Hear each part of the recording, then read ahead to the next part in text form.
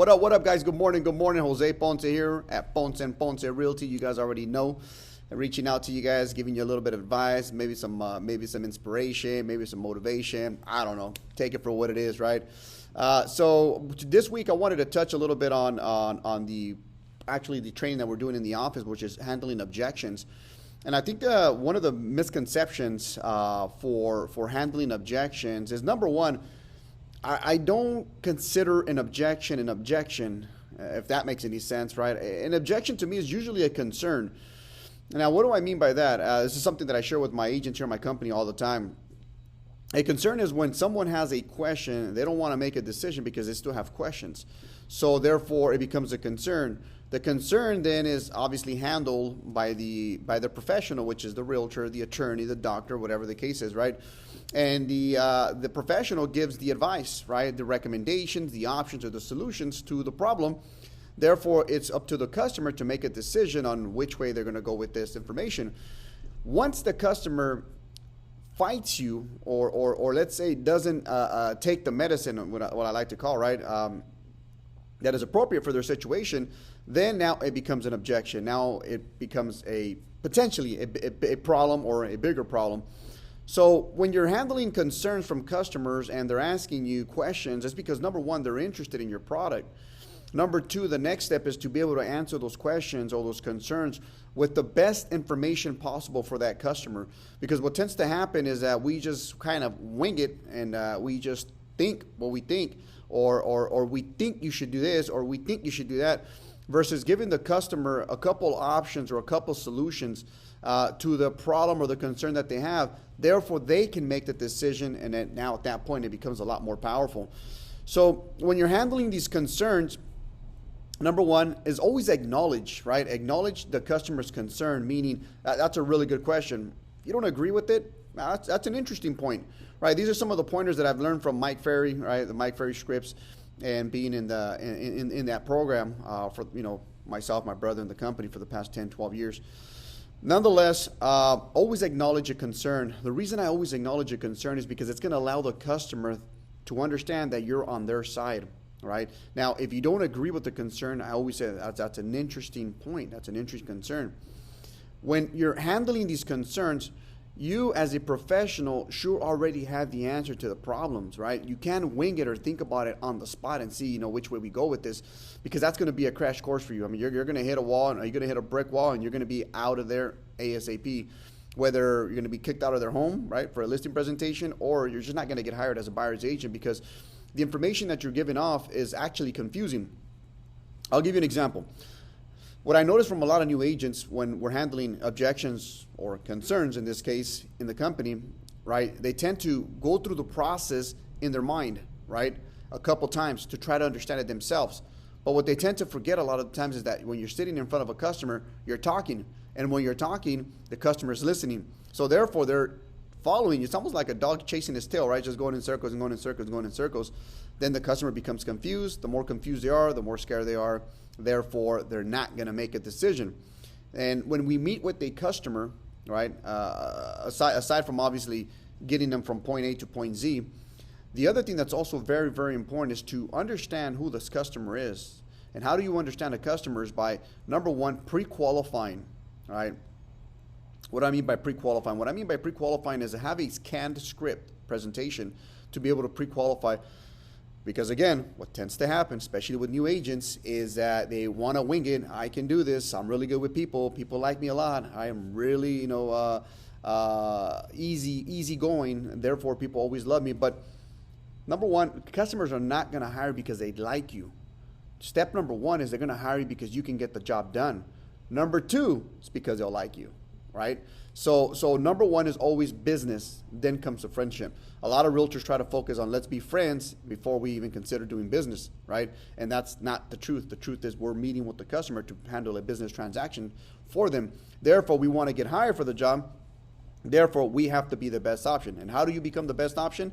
Well, a couple ways. Number one is, for me, step number one is always pre-qualify the customer. Understand what it is they're trying to do, where they're headed, and where they want to go, right, in the transaction, whether it be purchasing, whether it be in life, or whatever the case is. Number two, get as much information as possible about your business outside of the transaction, meaning outside of comparables. What else do we know about this area? What else do we know about the community? What else do we know about the county, and etc. Number 3, right, which is also very, very important, is your product. What do you have to offer, right? I get asked this question a lot: is how much is your commission? What are you charging? Before we even answer the conversation of, can I even get your price, right? So a lot of customers or a lot of agents will tend to try to sell their product to the customer, or almost force them to buy the product, hire them, right, for the job of selling their home or helping them buy a home, when in fact it should be a mutual decision. In other words, we both need to qualify each other or pre-qualify each other to figure out if, number one, this is a job that I can do and that I can help you guys do as customers. And number 2, the other thing that's also very important is, again, is also understanding that when you take on a job, your whole intention has to be able to get the job completed, so that you're not an expired listing on the market, or whatever else the case is. So the product is you having the right information, having a good presentation, having a canned presentation, right, is vital in this business, so that number 1, you don't get lost, and number 2, you have a clear roadmap of where you're headed. With the roadmap, you can't get lost, right? Yeah, it's real simple. Even if a customer throws objections at you at the beginning of the conversation, like, hey, what's your commission, right? You'll know that commission question is going to get answered through the presentation. So therefore, let me show you the product. Let me show you what I can do first before you'll consider hiring me for the job. So anyways, in regards to your product, tonality, right, facial expressions, hand gestures, body language, the way you're dressed professionally, showing up on time. There's so many different aspects to this getting the contract signed, right? It's not just showing up and I'm the best option for you, sign my contract. There's so many little things, a lot of little things that are involved when the customer decides to hire you and give you the job for helping them, in whatever their journey is. So anyways, I wanted to share some of those thoughts with you guys. I hope you guys take some value from it. A successful agent has a couple things that is part of their livelihood, right? Number 1 is always looking professional. Number 2 is having a schedule, right? Meaning when you're clocking in and when you're clocking out. Number 3 is having a very detailed schedule as far as what you're doing throughout those 8-10 hours that you're working on the day. You and I both know that the most important part of the day is the morning, and the morning is when you should be prospecting. And 40% of your schedule should be based around prospecting. It's a proven method. You can't fight it. You can say what you want, but you can't fight it. And the other thing too is also don't be afraid of a script. I see a lot of these, gurus, real estate gurus that tell you, oh, you don't need a script, you sound fake, and et cetera, et cetera. Well, think about this. How many movie stars or how many, let's just say, bands that you go see live, right, at concerts aren't scripted? You think they're not scripted? They go every single day for the past 10, 20, 30 years singing the same song over and over. Yet when they come on stage, they look super excited. But you and I both know they're probably tired as hell of that song, right? But somebody's paying for a service, so therefore you have to perform. Think about that. Really good thoughts for you guys. Anyways, you guys have a great day. It's Friday morning. It's time to go to work. You guys know Fridays are Mondays for real estate agents. Just when the week work starts for us. Take care. We'll see you guys on the next one. Take care. Yeah.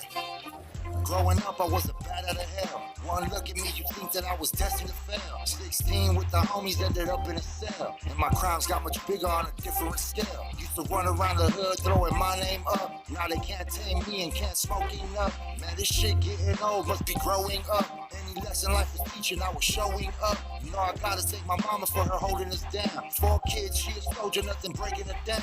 Welfare, food stamps, 10 toes to the ground. She the reason why we get it, how we getting it now. And thank God for my big bro Lorenzo, yo. Put some clothes on our backs when our funds got low. Yeah, I really came from nothing, I stay humble, bro. Grind hard and I hustle, that's the life I know.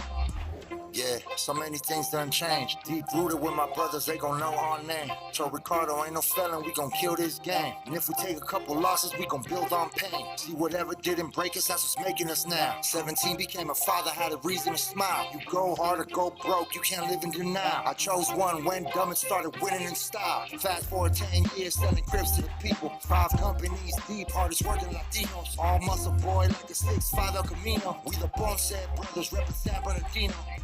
Yeah, we do this for familia. You know, behind every great man is a great woman holding us down. Yeah. And our seeds are the next generation. And we teach them everything we know so that they may build on what we built until they all the way up.